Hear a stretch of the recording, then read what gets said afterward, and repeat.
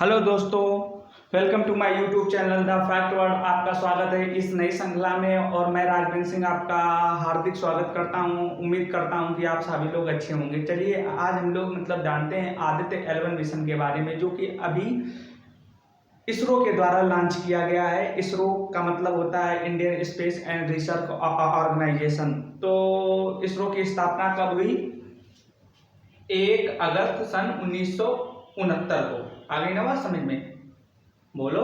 अच्छा, अभी आदित्य L1 का काम क्या है कि सूर्य के ऑर्बिटर में जाकर, सूर्य की कक्षा में जाकर सूर्य की विशेषताओं का अध्ययन करना। तो उसी के बारे में सीखेंगे कि लार्ज लेरांज एक क्या है, लेरांज दो क्या है, कितने लेरांज होते हैं। लेरांज ये एल का मतलब क्या होता है? एल का मतलब होता है यहाँ पर लेरांज, और कौन से नंबर का है? 1 नंबर का। आ गई बात समझ में?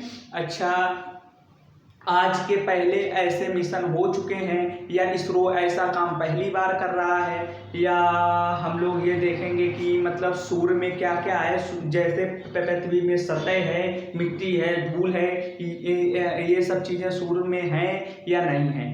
आ गई बात समझ में? कि जैसे कि हमारे धरती में क्या है, कोर है, मेटल है, ठीक है ना। तो ऐसे में सूर्य के पास ये कोर है, मेटल है या नहीं है, अदरवाइज ये सब चीज़ें क्या हैं। तो इसके बारे में आज हम लोग जानेंगे विस्तार तरीके से। चलिए देखते हैं।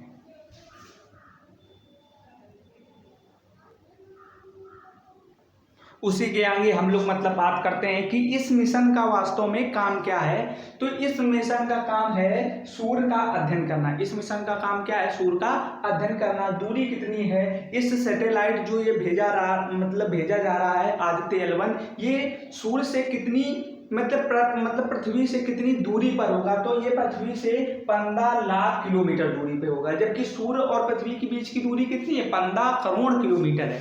आगे बात समझ में? लेकिन एक चीज यहाँ पे याद रखना कि जैसा हमारी पृथ्वी में सतह पाई जाती है, ऐसा सूर्य में कोई सतह नहीं है। सूर्य सिर्फ एक आग का गोला है, जहां पर बहुत सी चीजें, flares, X rays, Y rays और फ्लेयर्स निकलती हैं, सोलर वेव्स निकलती हैं, और बहुत से प्रोसेस हैं उसमें। लेकिन ऐसा नहीं है कि यहाँ पर कोई सतह हो। आगे ना बात समझ में? अच्छा, अगला बात, स्थान क्या होगा? L1 एल का मतलब होता है लेरांज।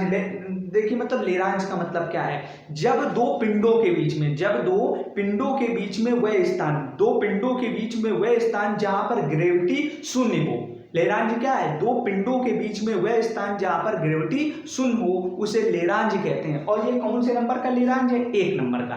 आगे बात समझ में? जैसे कि एक ये पिंड है, एक ये पिंड है, दोनों अपनी अपनी तरफ ऐसे खींच रहे हैं। तो ये जो मेरा अंगूठा है, ये क्या है? लेरांज हो गया। आगे बात समझ में? यहाँ पर क्या हो गई? ग्रेविटी शून्य हो गई। ओके, कोई दिक्कत इतनी बात में? ठीक है। अच्छा, अभी तक 5 लेरांज पॉइंट देखे जा चुके हैं। कौन कौन से? ये वाला है, ये लेरांज 1, ये लेरांज 2, ये लेरांज 3, और ये लेरांज 4, और ये लेरांज 5।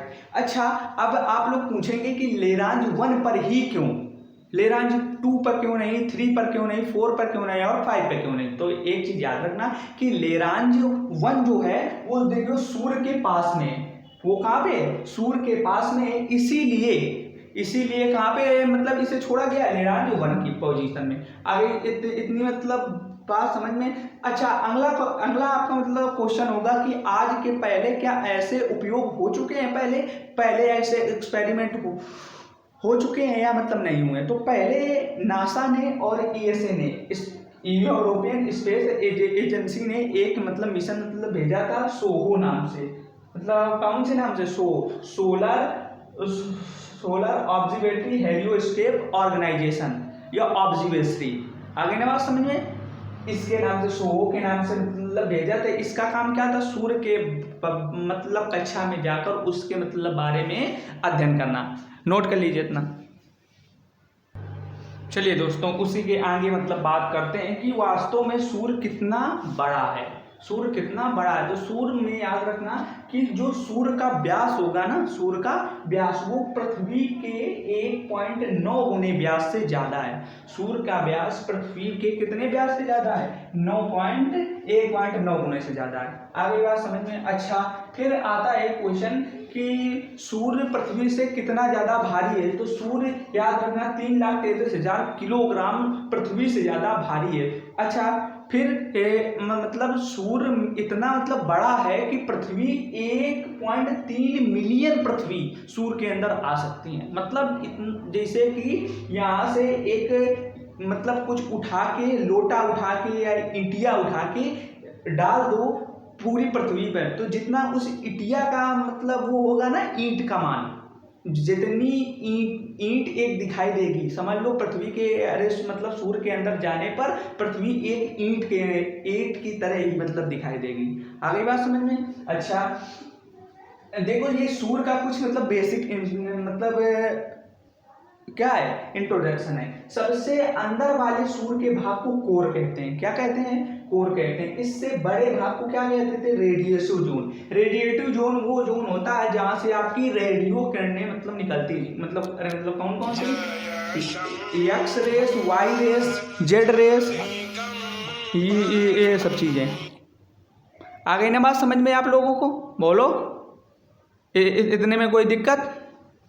अगली मतलब बात करते हैं हम लोग कि दूसरा मतलब कौन सा है? Radiative zone. और नंबर तीसरा कौन सा है? Convective zone. कॉन्वेक्टिव जोन में क्या होता है कि इसमें जो ऊष्मा होती, ऊर्जा होती, वो कन्वेक्शन के द्वारा का मतलब, कन्वेक्शन का मतलब क्या होता है? संवहन। जानते हैं आप लोग? संवहन नहीं जानते होंगे, ये थोड़ा अलग से टॉपिक है, किसी दिन हम लोग डिस्कस करेंगे। फिर इसी कॉन्वेक्टिव जोन के ऊपर एक लेयर पाई जाती है जिसको हम लोग कहते हैं क्रोमोस्फेयर। क्रोमोस्फेयर क्या होता है कि ग्रहण के समय जो हमें सूर्य का भाग दिखाई देता है उसे हम लोग क्रोमोस्फेयर बोलते हैं। आगे बात समझ में। और जो भाग हम मतलब सूर्य का रोज देख रहे हैं उस भाग को हम लोग फोटोस्फेयर कहते हैं। आगे बात समझ में, नोट कर लीजिए। और मतलब दूसरी बात क्या है? कोर पूरे सूर्य का 2% है। कोर कितने परसेंट? 2%। रेडिएटिव जोन कितने परसेंट? 70%। और ये मतलब कॉन्वेक्टिव जोन कितना परसेंट है? 28% है।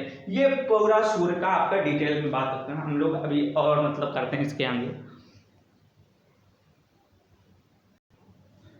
चलो दोस्तों, उसी के आगे हम लोग मतलब बात करते हैं कि वास्तव में सूर्य अपनी ऊर्जा कैसे मतलब बनाता है, उसका प्रोसेस क्या है। तो सूर्य अपनी ऊर्जा किससे मतलब बनाता है? नाभिकीय संलयन के द्वारा। अच्छा, नाभिकीय संलयन आप लोगों के मतलब नहीं समझ में आएगा। देखो मैं समझाता हूँ। देखो क्या है कि मान लीजिए एक भट्ठी जल रही है। क्या जल रही है? भट्ठी जल रही है।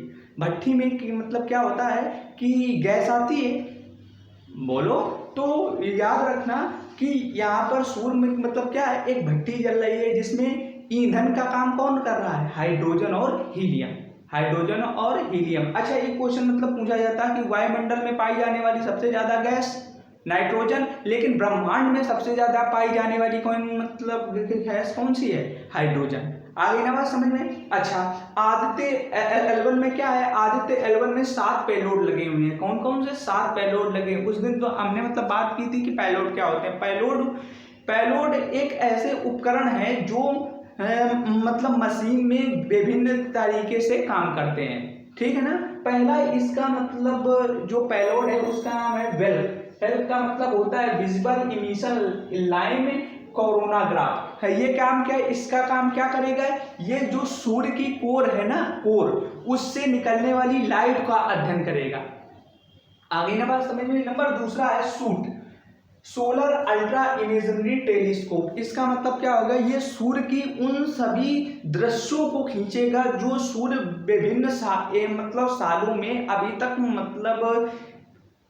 मतलब तापमान कम हो रहा है या ज्यादा हो रहा है, या कब कम हो रहा है या कम ज्यादा हो रहा है, इन सभी तस्वीरों को खींचेगा। अगला जो है वो है सोलर, मतलब क्या होता है? Solar low energy x ray spectrometer. ये क्या है? ये सूर्य से आने वाली उन एक्स किरणों का अध्ययन करेगा जिनकी एनर्जी लो है।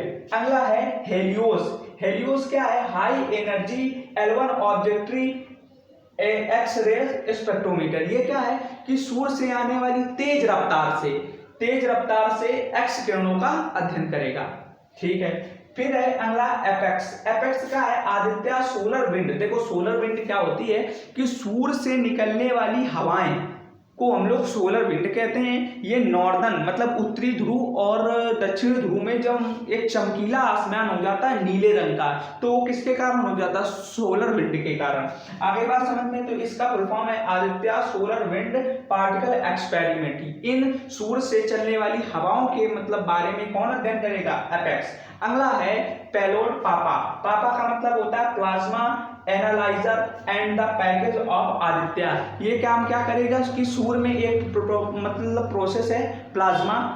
प्लाज्मा क्या होता है कि जब किसी गैस को बहुत ही कम दाब पर उसको ऑर्गेनाइज करते हैं और उसमें ऊर्जा का मतलब प्रवाह करते हैं, तो उस स्थिति को प्लाज्मा कहते हैं। तो प्लाज्मा का अध्ययन कौन सा पेलोड करेगा? पापा करेगा। तो आज के लिए आदित्य के एल्बम के बारे में इतना ही, और please support my channel. Thank you very much. और इस बोर्ड से डिजिटल बोर्ड तक की कहानी आपके साथ तय करेंगे। Thank you very much.